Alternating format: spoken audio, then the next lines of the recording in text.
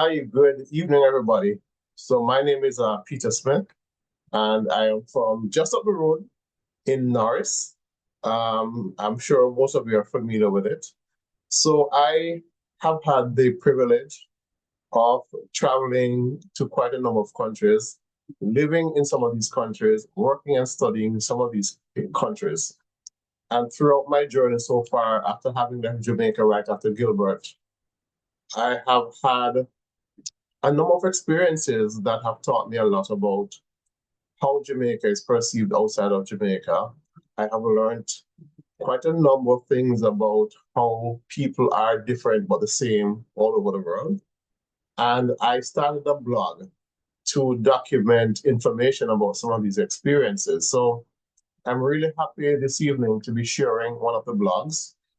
And this piece is actually a blog, a kind of introductory blog, just to lay the foundation of my journey from Norris, or where it all started in Norris. All right, so bear with me, and I'm just gonna read from that blog introducing myself. And I'm sure that many of you are going to be familiar with some of the things that I'm going to be talking about in the blog. Okay, so again, my name is Peter George Smith. And my life began quite a number of years ago in Eastern Jamaica, where we are. It was almost Christmas time. By the way, my birthday is going to be on November 27th, which is going to be next week, right? So I arrived at the world's doorsteps quite hastily in Norris. So as you know, Norris is in the town of Yalas, part of the historic parish that we are in. So it was at a point in time just before Jamaica cut the Union Jacks flutter for good one August night. On that night, Jamaica declared to Queen Elizabeth, her mother, that she was all grown up and, as such, big enough to move out on her own. I cannot remember much about my infancy, except for what I have picked up from a dim, silent movie occasionally running through my head. It is of rains and of water rising on the slightly sloping swath of land that separated our house from Collier Spring. Once, years ago, when I rewound the movie and ran it for my mother, she told me it reminded her of Hurricane Flora, which had devastated the eastern part of Jamaica a few years earlier. So that's when I started learning the game of connecting the dots. I had gone through my first hurricane so fearlessly that I only realized I had after the fact, thanks to the movie. Primary school time, I remember quite well though. The school I went to was on a little hill in Easington, a district across the big iron bridge that separated it from Norris. At both ends of the bridge still stand today the towers that formed part of an old swinging bridge, relics of the days when plantation owners needed to traverse the Yalos River. Whenever rain caught my friends and me on the way to or from school, the one at the western end provided shelter, for there were no houses in its vicinity that we could dash to in order to keep our books from getting soaked. The school itself was beside burying ground, where we were told two stories. One, slaves had been laid to rest when they had grown too tired to carry on and the earth had called them home, but no ships were available to take them back across the ocean. The other story is that it was a cemetery where people suffering from cholera or who had died from cholera were actually buried. So we used to occasionally take shortcuts through burying ground to get to school in the mornings, especially if we were late. After school, we would take that route home only if we didn't have extra lessons for common entrance. For whenever we had those lessons, the sun would have gone down by the time we were done, increasing the risk that we might run into the odd duppy that would be getting an early start on his nightly jaunts. We did not think kindly of duppies. In fact, We were terrified of them, so we kept out of their way. We did not want to upset them either. If we pointed at anything in burying ground, like at a bird or a lizard,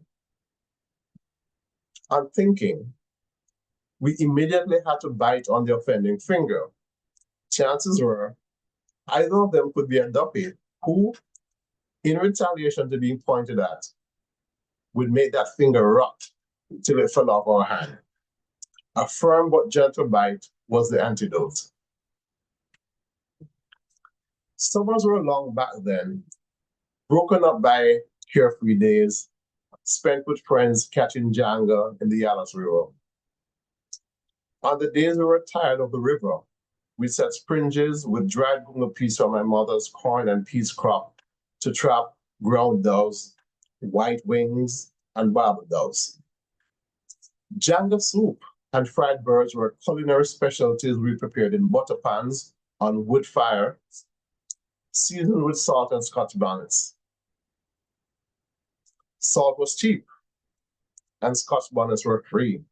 But thinking back years later, I realized that the adults had lied to us when they tasted our food and told us it was good. Gathering mangoes in the hills and transporting them in cartoon boxes on our heads back down to lowland made our necks crick. But it did not matter, for the spoils of the sweet mango would numb the stiffness and the pain later on. So long were the summers that by the time free paper bun and we got back to school, girls walking stush on the first day in their sugar-starched pleats, and boys strutting with seams standing proud like the Twin Towers. Many of us had forgotten the lessons of the past term. Our teacher saw to it, though, that the switches from the willow tree growing by the fence at the front of the schoolyard and the leather straps, said to be soaked in water, quickly plugged and refilled the holes that summer had punched in our heads, causing our times tables, verbs, and predicates to leak out. It is life in those formative years, growing up with my parents and siblings, my village parents and friends, that created the foundation for successfully wending my way to the present. I left Norris for good when I moved away to university in Kingston. But I still go back quite often, sometimes several times a year. So much so now that I feel at times like I had never left. I spend time with family and old school friends who still live there whenever I visit. My parents are now dearly departed, my mother years before my father. But some of their peers still live there, and showing up at their doorsteps in some of the most inaccessible places to say hello tickles my heart every time. They peer at me through squinting eyes until recognition propels them towards me with shuffled haste. Oh, Lord, I know Peter that. Me glad to see you. You don't forget we are tall. And I wait for the inevitable hugs and back pats from the men, and the hugs and wet kisses on my jaw from the women. And though sometimes they have just come from the farm, sweaty and smelly and grimy, I yield unhesitating and I feel joy. Today, I live in Florida. Since Jamaica, I have had the good fortune of living in several countries, either studying or working. Others have been for tours of fun and discovery. Nowadays, I mostly visit them for work. But coming from an island described as a dot on the map, hemmed in on all corners by water, my time and adventures overseas have given me the chance to truly understand how vast the world is, but still ever so tiny. Physically large it is, yet small because of the similarities of mankind in the most disparate places. Deep down, we are the same. I speak several foreign languages, and they have pried open for me even wider some of the smallest windows on the world I have peered through. Through it all, This little now-grown kid from Jamaica has seen and experienced a lot of what both Jamaica and the wider world are. And I'm open to sharing it all with you. Just sign up to my Periscope and take a look through. Lots to discover and experience from what you will see on the other end. So I invite you to follow my blog and leave your comments, please. And my blog can be found at petergeorgesmith.com. Okay, so have a wonderful rest of evening. Ciao.